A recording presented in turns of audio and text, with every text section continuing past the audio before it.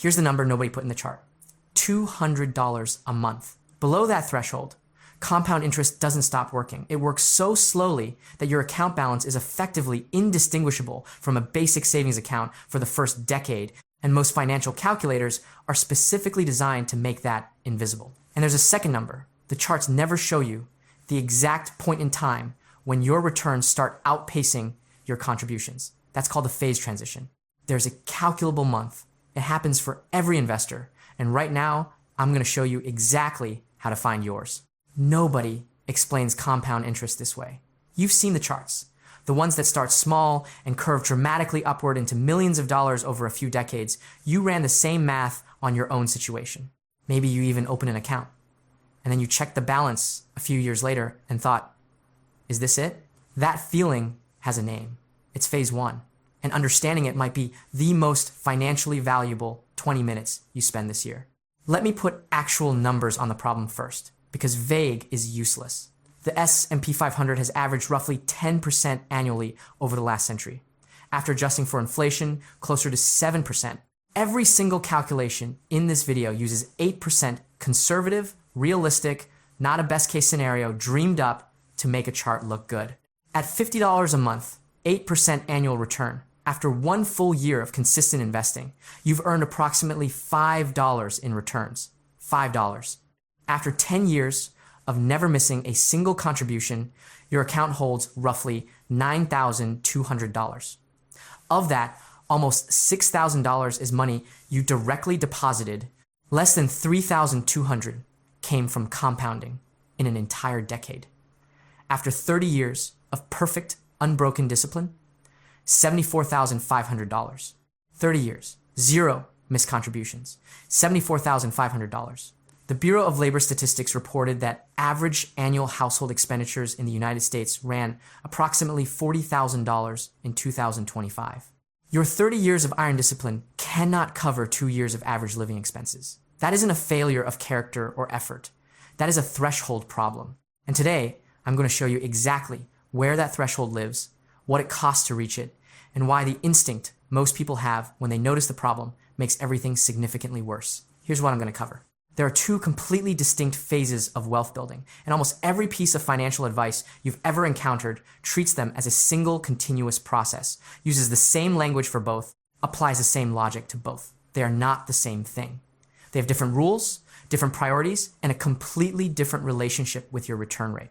Once you see them as separate, the frustrating parts of your investment journey start making sense, and the decisions that actually matter become obvious. By the way, I built a free early retirement calculator because most online ones are mathematically wrong. It uses BlackRock and Vanguard logic to expose the weak points in your plan, and I only ask for your email to send the report, so I don't store any of your financial data link in the description. Now, I want you to think about compound interest the way a mechanic thinks about a turbocharger.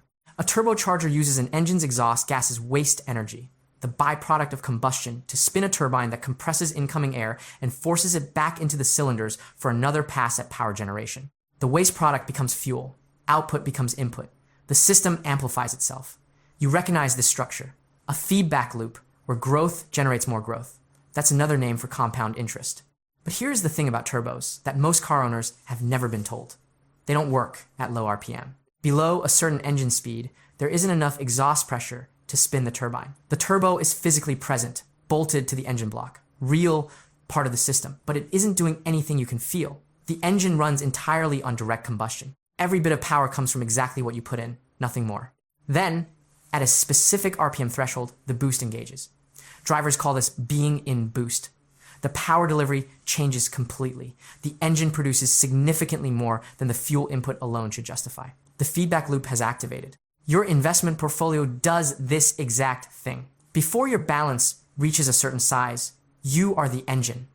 Your monthly contributions are the combustion. Your returns are the exhaust, technically cycling back, technically compounding, but not at enough pressure to spin anything meaningful in your real financial life. The turbo is there, it's running. But before the turbo kicks in, you're providing all the power yourself, manually, every single month. The threshold where the boost engages, where compounding starts doing more work than your contributions, tends to fall somewhere between $100,000 and $150,000 in total invested assets. I'll show you the math behind that number shortly. Every dollar you contribute in phase 1 is getting the engine up to the RPM where the boost kicks in. That's the entire game in phase 1. Everything you do to accelerate that process, earning more, cutting unnecessary spending, redirecting raises, any extra income serves exactly one goal: getting the pile large enough for the percentage to matter. Before the turbo kicks in, contributions are the strategy. Compounding is the reward you collect after. In a few minutes, I'm going to show you the single most common mistake phase 1 investors make, the one that feels like the smart move and almost always makes things worse. But first, here's the actual math that the pretty charts keep hiding from you. All of these calculations use 8% annual return, monthly compounding, same time frames. The only variable is how much goes in per month. $50 a month, 10 years, $9,200. 20 years, $29,500. 30 years, $74,500. $200 a month, 10 years, $36,800. 20 years, $117,800. 30 years, $298,000. $400 a month, 10 years, $73,700. 20 years, $235,600. 30 years, $596,000. The interest rate, constant. The time frame, constant. The only variable was how much went in each month. And the 30-year result moved from $74,500 to $596,000. But that table hides the number that actually matters most. At $50 a month, your portfolio never crosses $100,000. Not in 20 years, not in 30. You spend your entire investing lifetime in phase 1. The turbo never reaches the RPM to engage. You grind through 3 full decades and never arrive in boost. At $400 a month, you cross $100,000 around year 14. After that crossing, compounding starts visibly outpacing your contributions. The monthly split flips. Phase 2 has started. And you have 16 years of phase 2 compounding before you hit the 30-year mark, which is where the terminal balance difference between $400 a month and $50 a month stops being a math problem and starts being the difference between a retirement and a part-time job into your 70s. Andrew Hallam was a high school English teacher in British Columbia who retired with over $1 million on a teacher's salary. He wrote a book about it called The Millionaire Teacher. People who encounter that story almost always extract the frugality lesson. Drive old cars, pack your lunch, avoid lifestyle inflation. All of that is in the book, and all of it is true. But they miss the mechanism. The frugality wasn't the point. The frugality was how he funded a high enough monthly contribution to cross the threshold while he still had enough time left for phase 2 compounding to do serious work. His final decade before retirement, by his own account, felt almost effortless. The math had taken over. He barely had to think about it.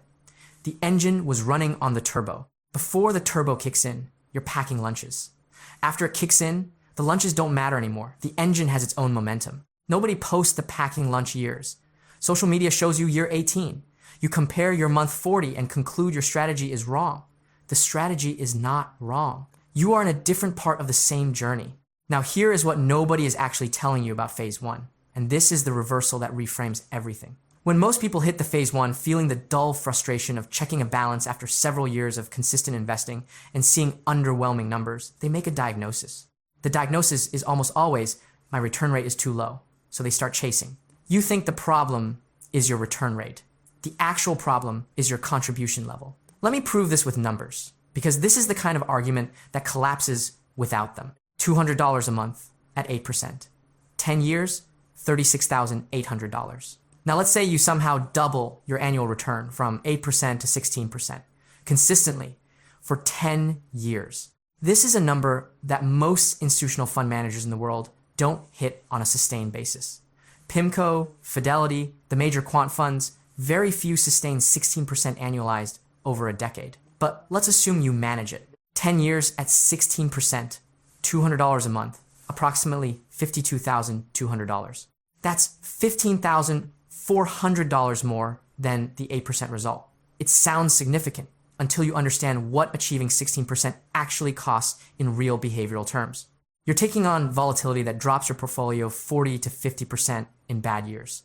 Dalbar, the financial analytics firm that has tracked actual investor behavior since the 1980s, reports in their annual quantitative analysis that the average equity fund investor underperforms the S&P 500 by 2 to 3% annually over long periods. The primary cause? Panic selling at market lows and chasing recent performance. The 16% theoretical return produces something closer to 8 or 9% in real human hands and gets there via several genuinely traumatic portfolio events that most people aren't emotionally equipped for. I know a guy who runs a small manufacturing business, sharp with operations, not particularly interested in markets, who was doing exactly this in 2018. He'd been contributing $200 a month consistently for 6 years. Account had grown to almost $20,000. Then he heard about a biotech stock at a dinner party. Redirected 4 months of contributions. By the summer of 2019, the position had lost 60% of its value. He didn't lose his life savings. But those 4 months of contributions, $800, weren't in his account compounding anymore. And the real cost isn't the $800. It's the 30 plus years that $800 was supposed to compound. At 8% over 30 years, that $800 was worth roughly $8,500 at the end. Gone from one dinner party conversation. Now, instead of chasing returns, what if you increased your monthly contribution from $200 to $350? Same boring 8%, same 10-year frame, same index fund you already own, $350 a month for 10 years at 8%, approximately $64,000. More money, less risk, no dinner party disaster, no panic decisions, no trading fees or tax events. The contribution increase beats return chasing every single time when your balance is small. Not as a general principle, as arithmetic. By the way, hit subscribe if you're getting value from this. Otherwise, YouTube's algorithm may genuinely never surface my videos to you again, and I cover this kind of analysis every week. The reason financial media almost never makes this argument clearly is structural. There's no product attached to increase your contribution to a boring index fund and wait. A brokerage account you add money to and don't touch generates almost nothing in trading fees, advisory revenue, or fund management income. Complex strategies, active fund selection, premium access, timing decisions, those are monetizable. Boring contribution discipline is not. Your return rate is the interesting number. It generates articles, comparison tools, YouTube thumbnails, debates. In phase one, it barely matters. The lever that moves your outcome is not the market, it's what you deposit. Think about the dollar output of 8% at different balance levels. 8% of $10,000 is $800 a year, $67 a month. That doesn't change your financial picture. That's a tank of gas. 8% of $100,000 is $8,000 a year, $667 a month. That's real monthly income from doing nothing. 8% of $500,000 is $40,000 a year, $3,333 a month. That's retirement income. That's financial independence. Same percentage, completely different life. The only variable is the size of the pile. Phase one is pile building. The percentage is noise until the pile is large enough for the percentage to produce output you can feel. And this is where fees become genuinely dangerous, not in the vague fees add up way that financial content always phrases it, but in specific calculable dollar amounts that are worth understanding. A 1% annual advisory fee on a portfolio earning 8% before fees leaves, you earning 7% after. Over 30 years, a $100,000 portfolio at 8% grows to approximately $1,006,000. At 7%, it grows to approximately $761,000. The fee costs you $245,000. Not the fee itself, the compounding of the fee's absence accumulated over 3 decades. The insidious part, the damage is invisible in phase one, when your account is $16,000 and the fee is $160 a year. It registers as catastrophic only when you're in phase two and you do the backward math. By then, it's already happened. Your financial advisor, carefully monitoring your well-diversified portfolio while you stress over whether to be in the 8.2% fund or the 8.7% fund. Perfect. Keep watching right there. Now stay with me, because this is where the video moves from the math problem to the more expensive problem. The one that the spreadsheet can't capture on its own. Phase one doesn't fail because the math stops working. It fails because the math works so slowly that most investors' brains misread the results as evidence that the strategy itself is broken. Richard Thaler, behavioral economist and Nobel laureate in 2017, described what he called the feedback gap problem in financial motivation. Humans continue behaviors when they produce visible results. They abandon behaviors that appear not to produce results. Compound interest in phase 1 generates returns so small they fall below the perceptual threshold, the minimum output level the human brain registers as meaningful progress. Your brain reads, not working. The accurate reading is working exactly as designed at a scale too small to feel yet. That gap between mathematical reality and felt experience is where the most expensive financial decision gets made. Not panic selling, though panic selling is expensive. The most expensive phase 1 mistake is the strategy switch. You correctly identify that something needs to change. You incorrectly diagnose what it is. You move from an index fund into individual stocks, or you redirect several months of contributions into something speculative, or you sign up for a stock picking newsletter. And now you're not doing phase 1 investing anymore. You're trading. Entirely different activity. Completely different set of historical odds. Terrence Odian and Brad Barber at UC Berkeley published research in the Journal of Finance in 2000, tracking 66,000 individual brokerage accounts over a 6-year period in the 90s. Their finding? The most active traders earned annual returns of 11.4% during a period when the market returned 17.9%. A 6.5% annual underperformance, primarily driven by trading costs and the behavioral tendency to buy recent winners after they've already run. The least active accounts nearly matched the market return exactly. Doing nothing in phase 1 is not passive failure. It is the statistically optimal decision. The problem is it doesn't look like a decision. It looks like waiting, and waiting feels like not doing anything about the problem. Nobody posts the phase 1 screenshots. Finance communities online are full of phase 2 portfolio balances with cheerful captions. You're comparing your month 38 to someone else's year 19 and concluding your strategy is defective. Your strategy is not defective. You are in a different part of the same journey. Staying disciplined through all of phase 1, by the way, is the highest performing strategy available to a small investor. I understand that's impossible to make into a thumbnail. Here's where I want to bring in a specific situation, because the abstract becomes real when it has a name attached to it.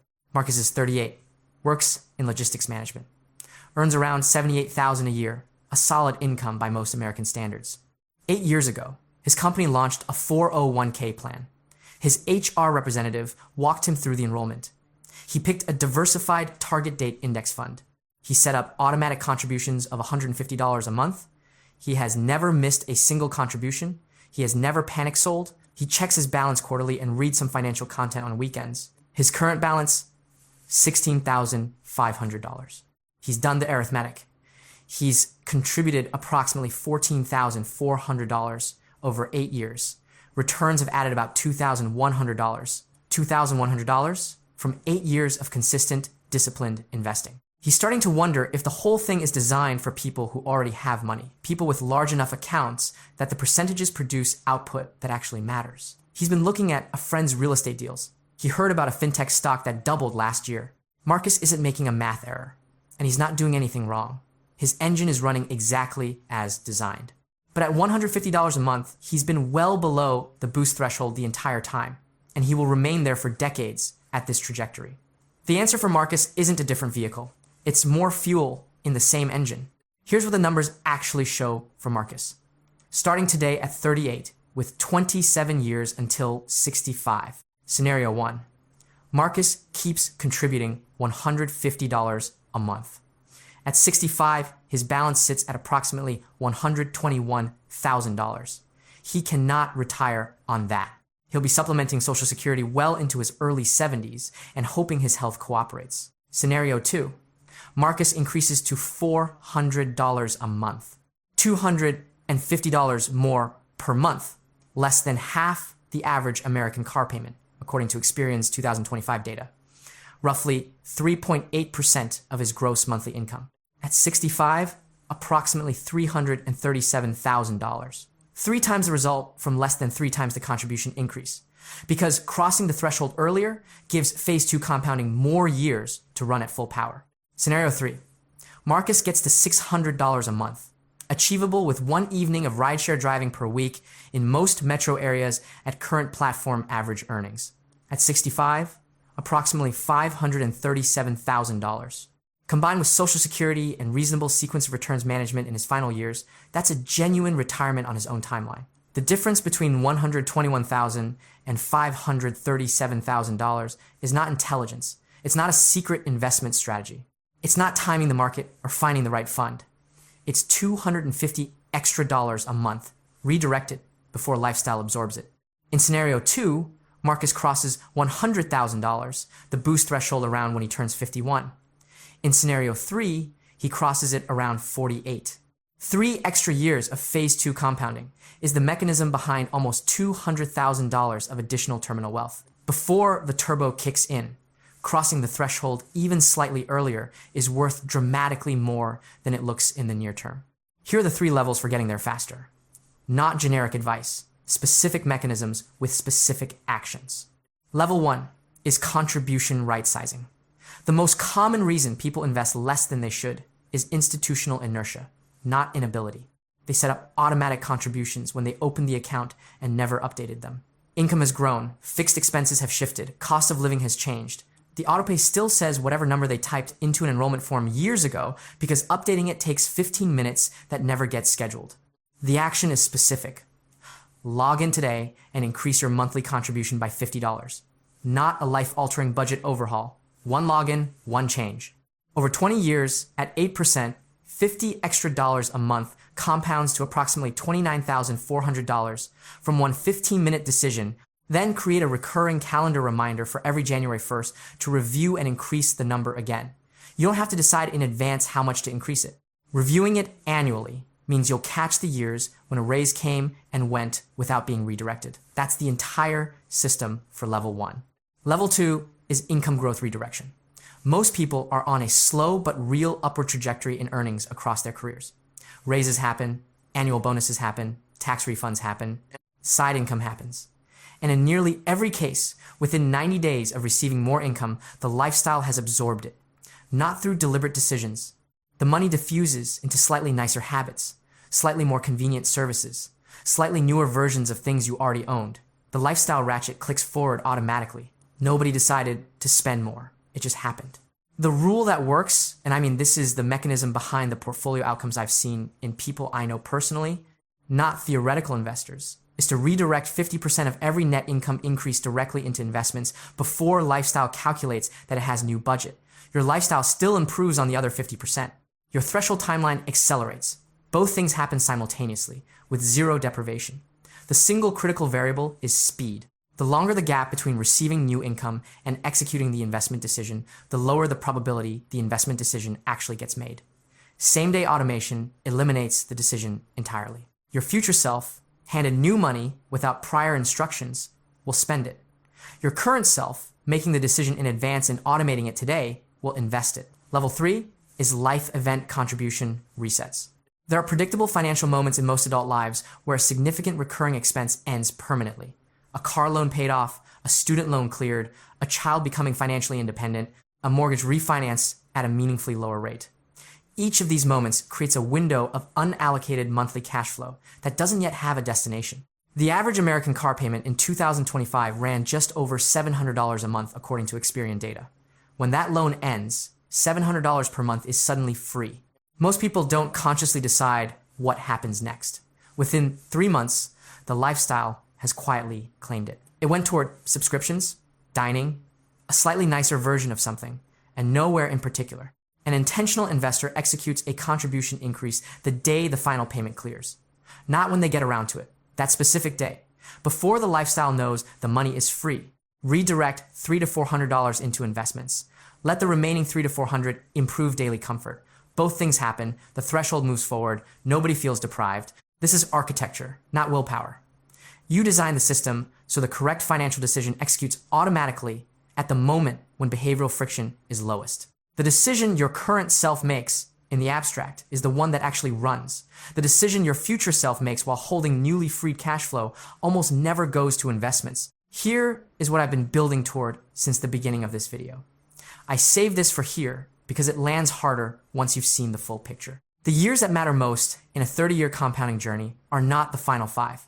Even though those years produce the largest absolute dollar increases on your statement. The years that matter most are the first 5. $1 invested in month 1 of your portfolio at 8% annually becomes approximately $10.60 after 30 years. That same dollar invested in year 25 of your portfolio compounds for 5 remaining years and becomes approximately $1.47. Your earliest dollars are worth more than 7 times your later dollars in raw compounding power, which means every month you invest below the threshold, every year you stall on increasing your contribution, every raise that your lifestyle absorbed before you redirected it, you are not losing small amounts of money. You are sacrificing the most expensive dollars in your entire portfolio, the ones with the longest runway, the ones that will compound for 30 years instead of 5. The start small advice isn't wrong. $50 a month is better than 0. But start small was never meant to mean stay small indefinitely. It meant lower the activation energy to begin, get the habit running, open the account, build the behavior, and then as fast as your life allows, as early in the journey as possible, grow the number. Because the early years are where your most powerful compounding dollars live, not the late ones, the early ones. Before the turbo kicks in, your monthly contributions aren't just savings. They are the raw material of your future compounding engine. Every dollar that arrives late in your investing life is worth a fraction of what it would have been worth arriving early. Treating your contribution as optional, as whatever is left at the end of the month money, is the most expensive financial habit most people carry. Marcus increased his 401k contribution to $400 a month last quarter. His car loan ends in 8 months. He's already decided, not planning to decide, already decided to redirect $250 of that freed up payment into his investment account the day the final check clears. Not when he gets around to it, that day. He won't feel any different in year 2 or year 5. But sometime around year 10, when he turns 48 and his account balance crosses $100,000, his monthly statement is going to look different. The returns line will start to rival the contribution line. The split will be shifting. The turbo will be kicking in. And he'll have 17 years of phase 2 compounding before he decides whether he still wants to be working at 65. Here are 3 specific things to do with what you learned today, calibrated to this topic only. First, calculate your current contribution to return ratio. Pull up last month's investment account statement. Find the return portion only the amount your account gained from market performance, not what you contributed. Divide that by your monthly contribution amount. If contributions account for more than 70% of your monthly account growth, you are in phase 1. Your priority is contribution growth, not return rate optimization, not fund research, not rebalancing schedules. The most valuable hour you can spend this week is finding an extra $50 a month, not determining whether to be in the fund returning 8.2% versus 8.7%. Second, set your threshold date. Using any compound interest calculator online, find the year your portfolio is projected to cross $100,000 based on your current balance and current monthly contribution. Write that year down, then ask, what monthly contribution would get me to that number 2 years earlier? Run the math on what 2 extra years of phase 2 compounding produces in your final balance. That number will be larger than virtually anything a return rate optimization strategy could realistically generate. The threshold date is the number you should be managing your financial life around, not the return rate. Third, pre-decide your next income event. When is your next raise, bonus, tax refund, or loan payoff realistically going to arrive? Write the approximate date. Write the expected amount. Write the specific percentage you will redirect to investments the moment it lands. Make this decision right now, before the money exists, in writing. The decision made in the abstract today, while there's no actual cash in your hand, is the one that executes correctly. The decision made in the moment, while holding new money and standing next to a car dealership or a home renovation idea, almost never goes to investments. Lazy investing built more fortune than crypto memes. And the investors who built it weren't waiting for a better fund, a better market, or a better version of themselves to appear. They figured out which phase they were in. They got the engine up to speed. They crossed the threshold. And then they did something that looks, from the outside, like almost nothing, while the math ran everything.